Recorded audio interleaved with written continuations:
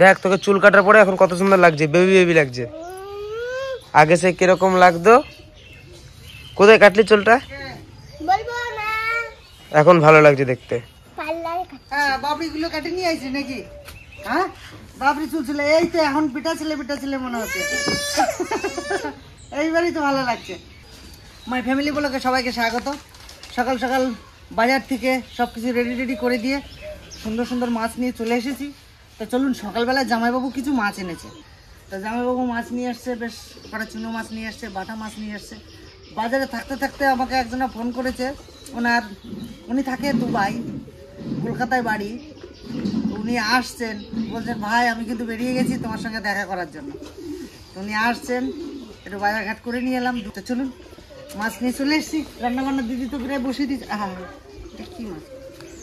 ট্যাংরা মাছ। এই যা ট্যাংরা মাছের কাটা জ্যান্ত রয়েছে ট্যাংরা মাছ। ছাড়বি ট্যাংরা মাছ? এগুলো কি নদীর ট্যাংরা? এগুলো না, কে জানে কোন জায়গার ট্যাংরা। তারা কাটা দিয়ে দেবে ট্যাংরা মাছে। একদম জ্যান্ত ট্যাংরা পেয়েছি, আর খুব সস্তা। এই মাছটা কি মাছ বল? এটা ট্যাংরা মাছ। পাবদা, এটা পাবদা মাছ। ঠিক আছে, তো পাবদা মাছটা নিয়ে এলাম 1 কিলো। আর এই কটাই ট্যাংরা পেয়েছিলাম। এই ট্যাংরা দিয়ে দারুণ মাছ আছে না। আর কটা পুকুরে ছেড়ে দাও মেলে।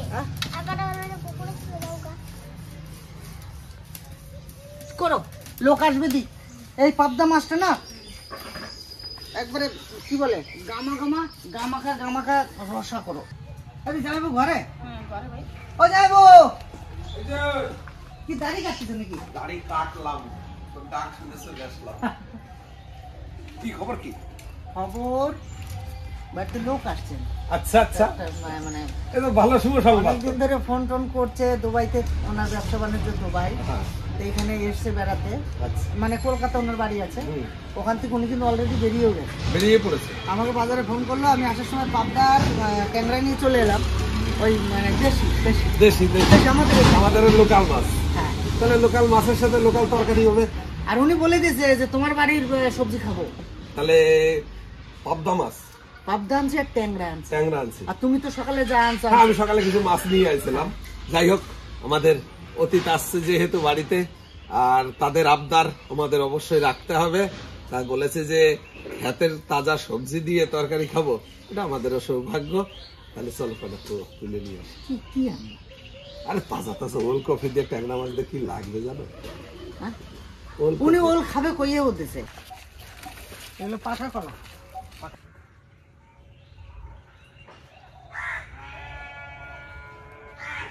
ষাঁড় গরু বর্তমানে দেখা যাচ্ছে। যদি কোনো রকম ভাবে ষাঁড় গরুটা যায় তাহলে আমার বাগান তো আর খাইয়ে শেষ করে ফেলাবে। 1 রাতের ভিতরে শেষ করে দেবে। ওই জন্য ওই একটু দিয়া। বেগুন তো একেবারে দারুণ হয়েছে। ওলকপি তো তাড়তে ভালো হয়েছে। হ্যাঁ, আচ্ছা, ছোট ওলকপি গুলো নেবা আজকে? আছে ছোটটা। হ্যাঁ, ছোট ওলকপি নেবো।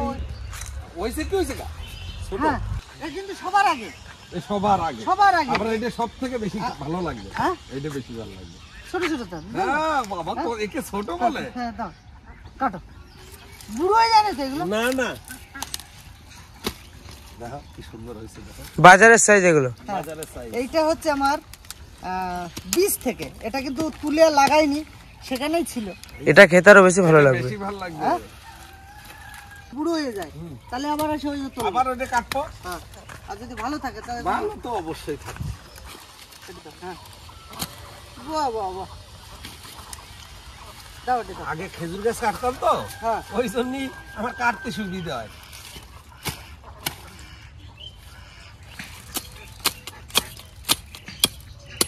চলো হয়ে যাবে না? হয়ে যাবে। হ্যাঁ, আর কিছু নেবা? আর কিছু কি নেবো? না, আজকের কিছু নেবো না। মূলত ছোট না?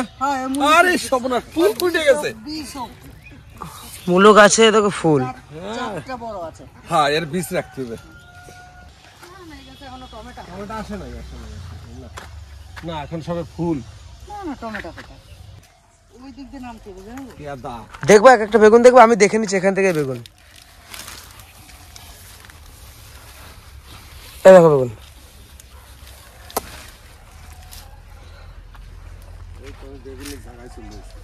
আরো আছে ওইদিকে মেসে দেখো। এই যে একটা বড় তুলবো। যাও বেগুন বেগুন ভাজিয়ে দেবে নাকি? বেগুন, হ্যাঁ বেগুন আমি একটা পাইছি। এই আমি একটা করছি, আরো বড় হবে। তুলে দাও। তুলে দেবো। পোকা হইবে নাহলে। এই বেগুনটা সলিড আছে, সলিড। এই দেখো ওইটা ভর্তি হয়েছে, এটা কচি আছে। চলো হয়ে যাবে। এই তো কতগুলো এই দেখো বেগুন। ফাটিয়ে গেছে। হ্যাঁ চলো চলো। লাগবে না। ওই দেখো কাদার মধ্যে ঘুমায় বেগুন। বেগুন সব এটা ষোলো বেগুনের জাত তো, এটা খেতেও ভালো।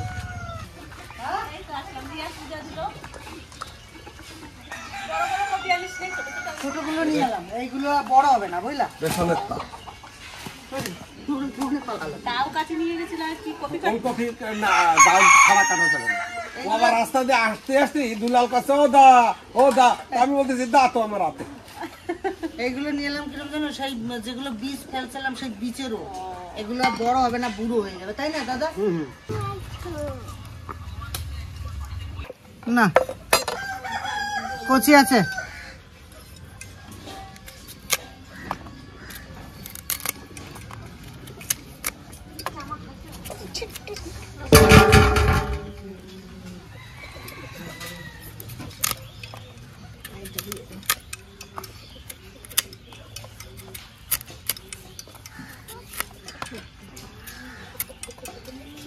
বড় তো পেয়েছিলাম, এই ছোটগুলো না বড় হবে না, ওই জন্য এগুলোকে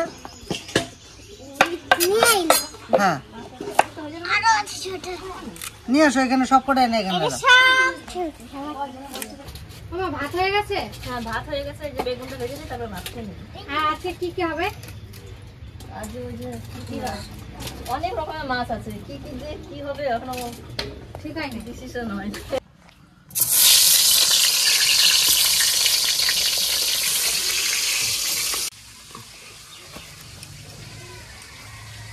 ভালো লাগতেছে না, বাড়িতে থাকলে কাজ না থাকলে কি করব কোথায় যাব? সেই বড় বড় কড়াই গামলা হাড়ি এইসব দিতে হবে, রান্না সেইগুলো পাচ্ছে না, ওই জন্য হাত মার চুল কাটছে বা সে ভাবতেছি ঠিক পাচ্ছে না। কোথায় যাব কি করব। সকালে কত কাজ করলো, আমার ওই গেল বাজার গেল, তাও কাজ ওলকপি আনছে, তাও কাজ খুঁজে পাচ্ছে, কাটিয়ে দিল ওলকপি। আজ যে পাবদা মাছটা রান্না করবো সর্ষে বাটা দিয়ে। মাছ করা সেই আছে কি দিদি, এবার তাহলে তোরা রান্না করবি না, তুমি আর রান্না করবা? তুই রান্না, সবাই রয়েছে তো, মরু রয়েছে, চম্পা না রয়েছে, না তুই না, রয়েছিস। ওই তুমি বসো, তুমি সেই দিনে একদিন রান্না করে খাওয়াইছিলে না, মনে পড়ে? হ্যাঁ হ্যাঁ ঠিক, ওই যে যেদিন যে রান্না করছিল না সেই রকম রান্না করো তো। তুমি ওঠো, ফোনে পাঠাই দেবো তাদের কাছে। আমি তোমরা রান্না করো, আমি একটু পান খেয়ে আসি। স্বামীদের বাড়ি যাই না অনেকদিন। হ্যাঁ বাগনাটা একটু দিয়ে আসি, আমার নাতিদের একটু কালকে দিয়ে না আসি। পরশুদিন গেলি? হ্যাঁ পরশুদিন। হ্যাঁ পরশুদিনই তো। তার মানে সে অনেকদিন হয়ে গেছে। যাই নাতিদের সাথে, কতদিন যায় না? নাতিদের সাথে একটু কোলাকুলি করে আসি। তোমার সে কোলাকুলি করার ইচ্ছা করতেছে, সেটা তো আর বলতে পারছো না। সেটা বলবা না। কতদিন যায় না, পরশুদিন গেছে। তাহলে তাহলে মাছটায় আমি একটু বোন তো সর্ষে হলুদ দিয়ে দিচ্ছে, নুন দিয়ে দিচ্ছে, আমি একটু সর্ষের তেল দিয়ে দেবো। কড়াই বসাই দিলাম, তেল গরম হয়ে গেছে, এবার মাছ ছেড়ে দেবো।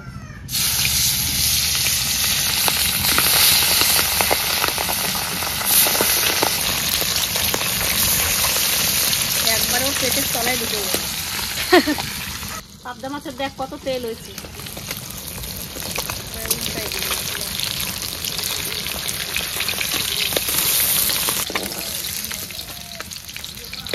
মাছ তুলছি, তবু আমার পিছনে গেছে।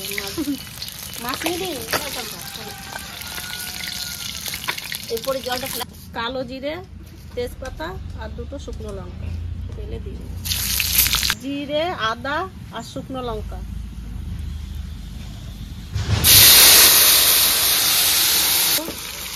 দিয়ে দেবো, মতো লবণ দিয়ে দেবো।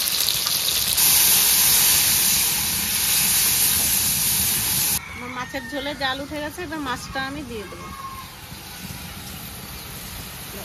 আগুনের তাপ লাগছে। গোটা গোটা 5টা কাঁচা লঙ্কা দিয়ে দেবো।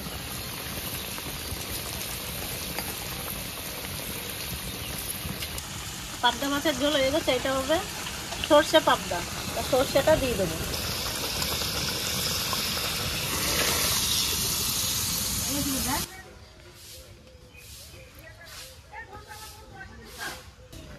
কিছু গাছ দেখুন, ফুলটা কত বড় হয়েছে, এত বড় গোলাপ ফুল কত বড় হয়েছে। সেন্ট, দারুণ সেন্ট। তো সকাল থেকে যেনাদের আসার কথা ছিল সে দাদা এসে গেছে তার ফ্যামিলি নিয়ে। তেনার অনেক বয়স্ক এক বাবা, 94 বছর বয়স বলছেন, উনিও এসছেন, সঙ্গে তো সবাই এসছেন।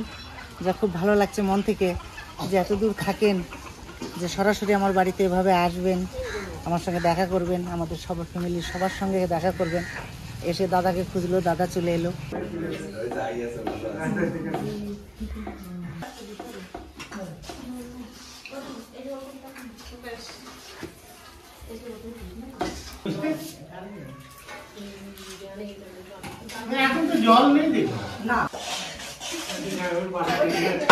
পরিস্থিতি কিন্তু মানুষকে বিভিন্ন জায়গায় নিয়ে যায়। আমরা অনেক ভিডিওতে বলেছি যে একান্নবর্তী পরিবার, একান্নবর্তী পরিবার কি বোঝায়? সবাইকে নিয়ে একসঙ্গে চলা, একসঙ্গে খাওয়া দাওয়া, একসঙ্গে মেলামেশা, একে অপরকে সবকিছু বিনিময় করা, এটাই হচ্ছে একান্নবর্তী পরিবার। অবশ্যই বলবো যে এইভাবে যেন ভালোবাসা দিয়ে এক বন্ধনে আমরা সবাই যেন একান্নবর্তী পরিবারের মধ্যে থাকতে পারি, এই আশীর্বাদ করতে। আমি আর কি বলবো যে আমরা এমন একটা জায়গায় আছি যে সোশ্যাল মিডিয়ার মাধ্যমে এই যে দাদারা দুবার থেকে যে এসছে আমাদের সঙ্গে দেখা করতে, এটা আমাদের গর্বের ব্যাপার একটা, যে না কেউ না কেউ আছে আমাদের খুব ভালোবাসে, সেই ভালোবাসার জন্য তারা কিন্তু আমাদের সঙ্গে দেখা করতে এসছে। কিন্তু আমরা তো আর দুবাই যেতে পারবো না এখন, যে ওনার বাড়ি যাবো ঘুরতে, দাদার বাড়িতে, সেরকম পরিস্থিতি আমাদের নেই এখন। কিন্তু ওনারা এসেছি এর জন্য আমরা খুব ধন্য, যে সত্যি খুব ভালো লাগলো যে দাদারা দুবার থেকে কলকাতা এসছে, কলকাতা নিজেদের বাড়িতে, ওখান থেকে আমাদের সঙ্গে দেখা করতে এসছে। খাবার দাবার কেমন হয়েছে? খুব ভালো হয়েছে। দাদা বলুন। আমার কিছু বলার নেই, আমি তো দেখে দেখি তো পেট ভরে যায়। এই সবার সঙ্গে এসে মিলে খুশি, ভালো লাগে, সব ভালো হয়ে যায়, খাওয়াটা খুব ভালো। এইটি আনন্দ। হ্যাঁ,